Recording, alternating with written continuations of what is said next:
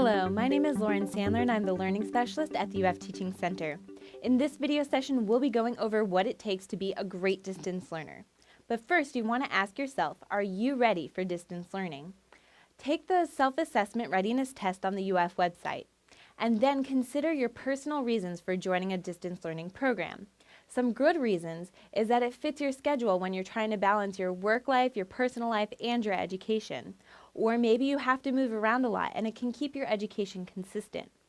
Also, it can give you a quality education if you're not located near the campus.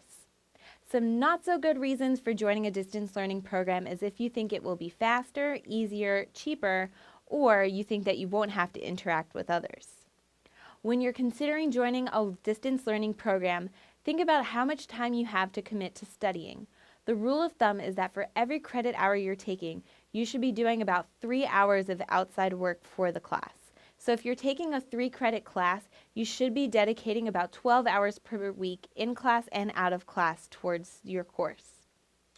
Some characteristics of good distance learners is that they're flexible. Things are bound to go wrong at one point or another in a distance learning program. So make sure that you're able to ask for help and to be able to go with the flow when things don't go the way they planned.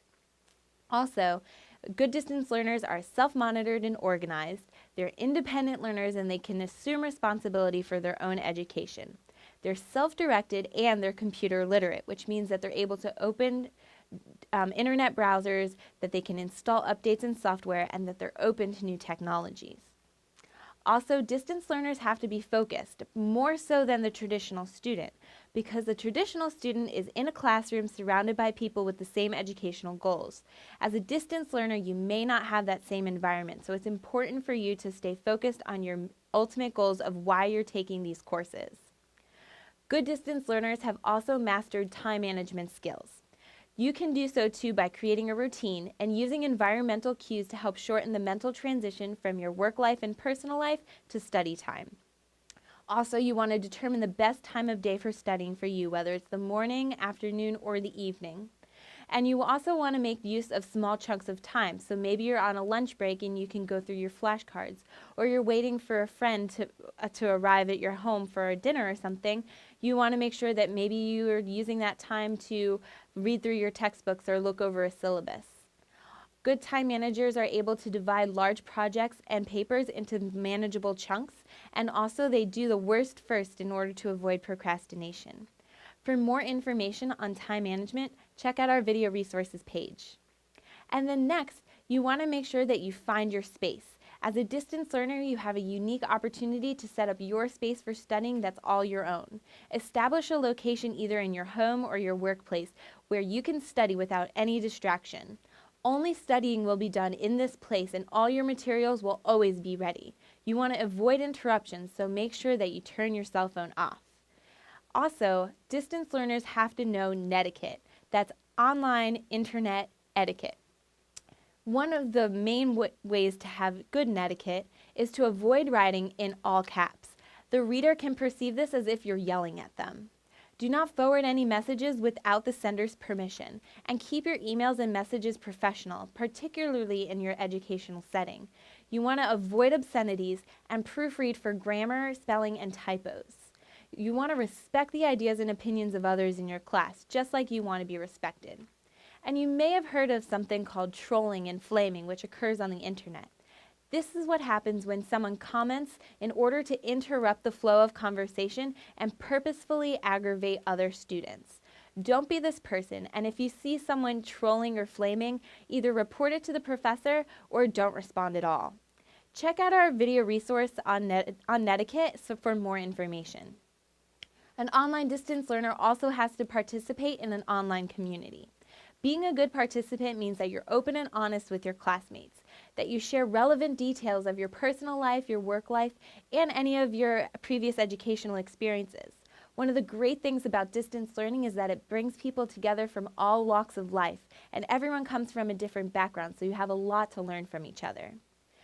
As a distance learner, you probably will have a couple of group projects, so make sure that you're a considerate contributor and that you divide work equally and that you collaborate well with others. Log in every day to make sure that you're staying up to date. If you do these things, you'll foster a good working relationship with your classmates and you may enjoy your classes even more. There's a lot of benefits to distance learning, but particularly a lot of benefits to online discussion boards. First, there's no public speaking, so you don't have to worry about standing up and talking in front of a class. You can also respond to only the points that really interest you and inspire you to respond. You have enough time to read others' responses and to formulate your own responses, so you have time to think and synthesize the information and create your own response professionally. Also, your participation is acknowledged and recorded. Online discussion boards give everyone an equal opportunity to be heard, so don't give up your right to speak out. There's some last tips that we have for being a great online distance learner. First, you want to set personal goals for yourself each week. It could be to finish an assignment or to make sure that you're watching your classes on time and doing the appropriate work. This way you can monitor your progress. Also, attempt to gain a deeper understanding of the material so that way it has more meaning for you and you're more likely to remember it in the long run.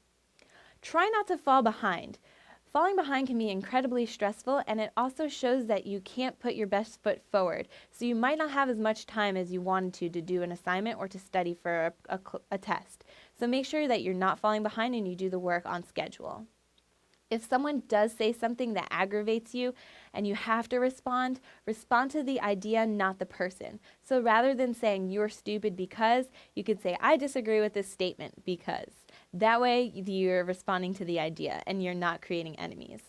If you have any technological issues, contact the UF Help Desk at the number on your screen.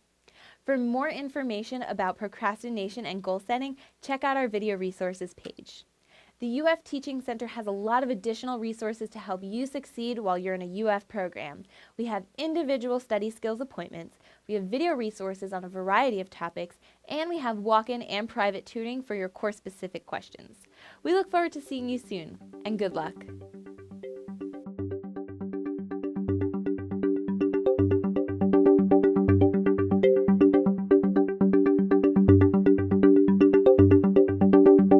The Teaching Center, UF's Learning Resource Center.